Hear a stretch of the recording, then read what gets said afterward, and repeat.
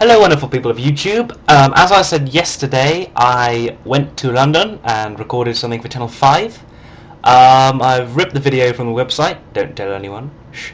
And I'm going to post it here. I also got this cool mask thing. You see? Wahaha! Evil mask.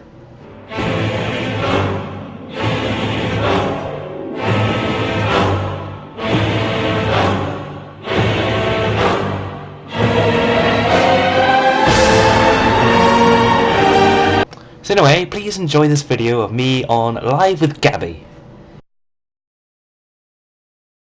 Now, when Matthew James was born with no left hand, he didn't let it hold him back. He got along pretty well with a basic prosthetic hand. But at the age of 14, he set his heart on an upgrade, and he is now the proud owner of the world's top-of-the-range model, costing a cool £35,000. Please welcome Matthew and his dad, Rob. I've got to go straight in here, Matthew. Let's see what all the fuss is about. This is an incredible piece of kit. Do you mind just demonstrating for us exactly what you can do with that now? Well, this arm has literally hundreds of different functions and everything. For example, even picking up just a simple object like this ball, you can see how the hand moulds around the object. It's so realistic. And how are you sending or transmitting the signals to get... Do you mind just holding it up and sort of making it... do so. I mean, it's just a thing of wonder, isn't it? And how are you transmitting the signal there to create those movements? Well, it kind of starts down here where the two kind of electrode sensors pick up muscle pulses and send it to a small computer chip within the hand, which then translates it into movements for the 5 individual fingers. Right. And what's the range of movement that you have? I mean, you picked up that ball there and it wrapped around very neatly. I mean, just how precise can it get? I mean, you've got to see a pencil there. Can you hold a pencil? Yes, I can. Through the use of different grip patterns, I can do some very precise movements, such as this, which is a precision grip. Right. This is for picking up very precise objects very precisely. And this can be used for, like, saying, holding a sharpener and sharpening a pencil like this. Fantastic. And how long have you had it now? I got this hand in the first week of August, so I've had it for about 2 months now. Not that long. I mean, so how has it been for you? I mean, has it been a constant sort of working on it? Are you constantly pushing yourself to do other things? Or? Well, throughout the months I've been constantly testing it. Every day I put it on, I just almost play around with it for like a couple of hours. Just, you know, move it around, check, see what it's capable of. I mean, Rob, have you noticed a difference in Matthew just having it? Yes, I mean, it's really useful. It's really come into its own at school, where in the past he might have had some help in, say, the physics or chemistry, biology lessons to do practical work. And really now he can crack on with that work on his own. And it's got a lot more finesse and controllability than his last arm. And that really does help with some of the more delicate work. So, you know, holding a test tube or performing a chemistry experiment, things like that, it really helps. Because you are a bit of a science guy, aren't you? You love that side of things. Oh, yeah, definitely. Yeah. Is that how you found out about this?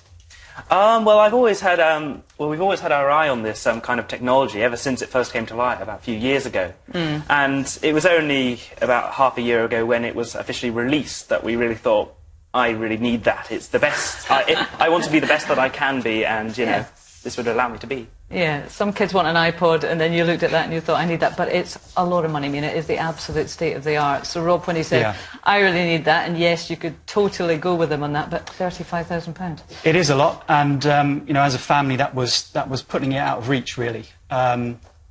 We've kept an eye on the technology since Matthew was 6, and as he says, it's only over the last year or two that it's become available.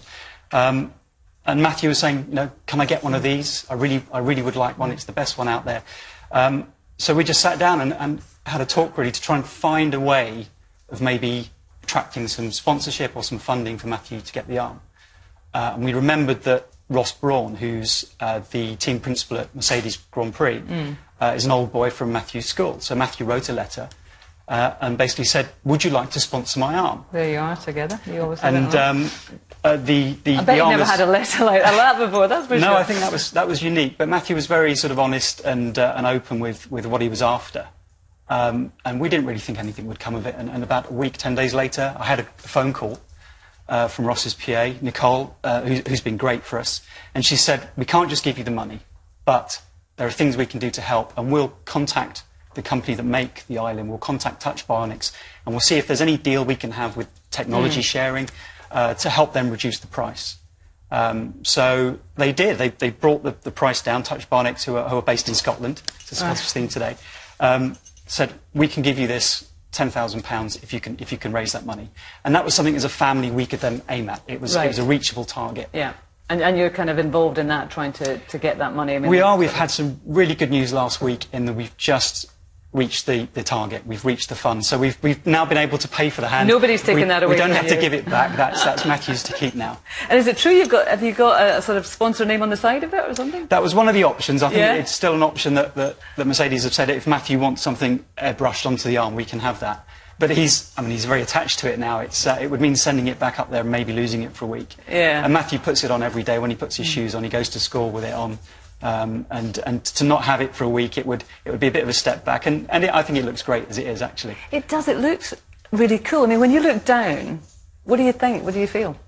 Well, I mean, just looking at it, just seeing I deliberately going for the transparent glove, you can just see how complex it is. Just seeing all the inner workings. It's just amazing. Yeah. I mean, it's really interesting if we contrast it. I mean, here we've got the prosthetic that you had before. Obviously, a much cruder appliance in terms of what it can do, but also that very different look, which is interesting. Yeah, I mean, you can obviously see, first of all, the shape. This is some grotesque monstrosity. It's not that. It just doesn't look very... It's not as good, but it's... He is so over that one, I have to tell you. It's last year's model. It's just hard It's just hard to really not compare these two in a sense that the functions, the appearance, and just generally the uses you can get out of this one is just amazing. Matthew's always been very keen on the technology look of the hand. And with the older hand, he did want a transparent glove with it, but you could only get the hand in pink or brown or black. Yeah. But with the children nowadays and the younger generation, they want something that looks high tech. I must say, I find that a really positive move forward, because I mean, going back in time, you know, when people had something that was slightly different, there was always this sort of need to fit in. Whereas, you know, you're proud and happy to be quite distinctive with that remarkable, you know, prosthetic, which is a great thing for confidence, isn't it? I mean, what do the guys at school think of it? Oh, they think it's great. I mean, first day back, instant kind of like fun playing around with it, just like showing it off, demoing it. Literally just flocked by like people just coming to see it. It was great fun, really. You'd be the coolest guy in school with that. The only thing that slightly worries me is I hear you're into karate. Ah, yes. I mean, I'm on a current hiatus from karate for another reason, but they've prevented me, I think, from using this hand in contact sports purely for damage to other people or the arm. Yeah, I'm sure you could appreciate that. Yeah. Well, listen, thank you very much, Matthew and Rob, for coming along and showing us it. It's absolutely fascinating, and I'm sure as time goes on, you know, you'll just become so more adept at using it, though you're already pretty good. Thank you very much indeed. If you want to find out more about Matthew's amazing arm, all the details are on our website, www.channel5.com/live with Gabby. As I